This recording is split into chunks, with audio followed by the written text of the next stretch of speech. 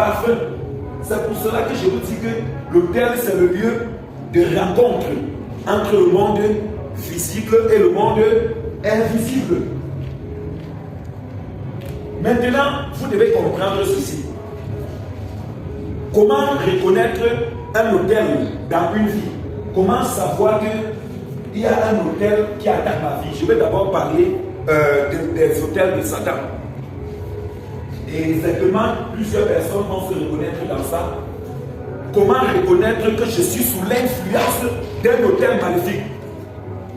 Suivez-moi très attentivement. Toute maladie et toute infirmité mystique, bizarre, qui se transmet même parfois de génération en génération, sont l'œuvre d'un autel maléfique. Cela voudrait dire qu'il y a au sein de cette famille quelque chose qu'on avait fait. Et puis, quelqu'un a parti, a fait un sacrifice en disant que tous ceux qui viendront de cette famille auront par exemple toujours mal à la tête. Regardez, j'ai rencontré une famille où la plupart des descendants de cette famille étaient des aveugles. C'est-à-dire, tu vois le père aveugle, l'enfant aveugle, le petit enfant aveugle. Ça, c'est l'œuvre d'un autel. Est-ce que nous comprenons? Cela voudrait dire que lorsque vous rencontrez un certain nombre de personnes qui vous disent que ça c'est un mal qu'on souffre habituellement dans notre famille, vous devez directement comprendre qu'il y a un autel satanique bâti dans cette famille qui permet que cette maladie mystique démoniaque se transmette de père en fils. Nous allons aussi parler de la stérilité. Toutes sortes de stérilité. Vous allez voir des familles où accoucher est difficile. Vous verrez des personnes qui ont longtemps cherché l'enfant.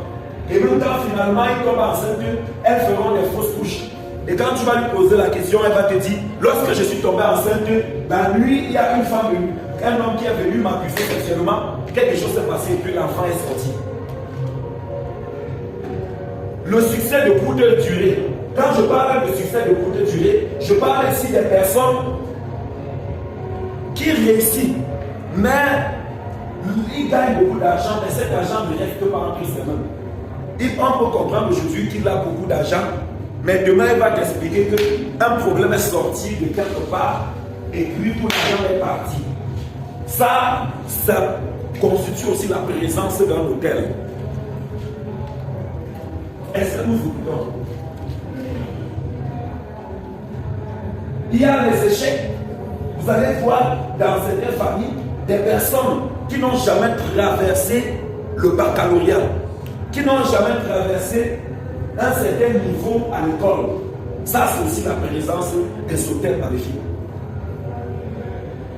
La présence des hôtels maléfiques peut se manifester aussi comme une certaine mentalité.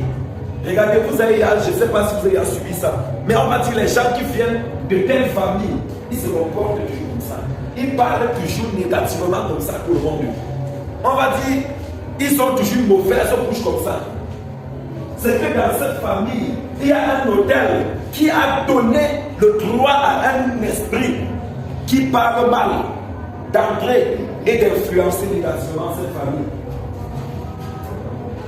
Mais au nom de Jésus-Christ de Nazareth, parce que tu es venu ici ce soir et que tu écoutes cette parole, tout ce qui était hôtel dans ta famille, c'est renversé. Non, il faut dire Amen. Amen. Amen veut dire quoi? Amen veut dire ainsi facilement. Amen veut dire il en soit ainsi. Dis Amen. Amen. Parce qu'il ne faudrait pas que tu sortes ici. En fait, si j'enseigne sur ça, c'est parce que il faudrait qu'en sortant d'ici, tout ce qui arrivait dans ta vie provenant d'un hôtel, ça s'arrête pour toujours. Parce que laissez-moi vous dire, tant qu'il y a un hôtel, le problème va persévérer. Et vous pourriez faire tout ce que vous voulez, mais ça ne va pas changer. Parce que c'est cet hôtel qui permet aux esprits méchants d'entrer dans la famille et d'agir. Est-ce que nous sommes ensemble? Amen. Est-ce que nous sommes ensemble? Amen. Ça, c'est un exemple d'hôtel. Ça, sont des exemples d'hôtel magnifiques. Maintenant, je vais vous parler d'un exemple d'hôtel positif. Suivez-moi très attentivement. L'autel positif le plus reconnu, c'est par exemple l'autel qui qui enfante le salut dans la vie de quelqu'un. Quand je parle du salut, je peux parler de la vie éternelle.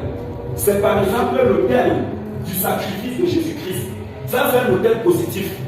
Partout où quelqu'un se retrouve et accepte Jésus-Christ comme son Seigneur et son Sauveur, même s'il était là-bas seul, même s'il n'y a pas un ange là-bas avec un stylo pour superviser et dire que ton nom c'est qui, dès lors que cette personne accepte Jésus-Christ, la personne est naturellement sauvée. Pourquoi? Parce qu'il y a un autel établi pour dire que cette personne-ci est censée être sauvée. Et cet autel-là, c'est l'autel du sacrifice de Jésus-Christ. L'autre exemple que je vais aussi prendre, vous allez réaliser, il y a beaucoup de personnes qui soutiennent l'œuvre de Dieu. Il y a beaucoup de personnes qui soutiennent les hommes de Dieu, les pasteurs, les prêtres. Il y a beaucoup de personnes qui apportent leur soutien à l'église. Lorsque tu apportes ton argent, tu apportes quelque chose à Dieu, et puis un serviteur de Dieu prend, il rend grâce à Dieu et il bénit ça. Ça devient un autel devant Dieu. Ça devient un autel devant Dieu parce que ce serviteur de Dieu a proclamé une parole de bénédiction, soit sur ton argent que tu as apporté pour la construction de l'église, ou tu as apporté pour soutenir le prêtre ou le pasteur. Il a proclamé une parole de bénédiction. Et cette parole de bénédiction permet à Dieu de venir œuvrer dans ta vie. Amen. Amen. Est-ce que nous sommes ensemble? Amen. Donc, bien aimé dans le Seigneur, ce que tu dois comprendre, c'est que les autels sont plus que réels. Quel est l'autel qui combat ta vie? Quel est l'autel qui est à la base de la souffrance que tu subis? Oh, allez voir dans les familles des personnes qui se sont mariées et sont tous aujourd'hui dans la maison. On pense que ça concerne seulement les femmes, mais même les hommes aussi.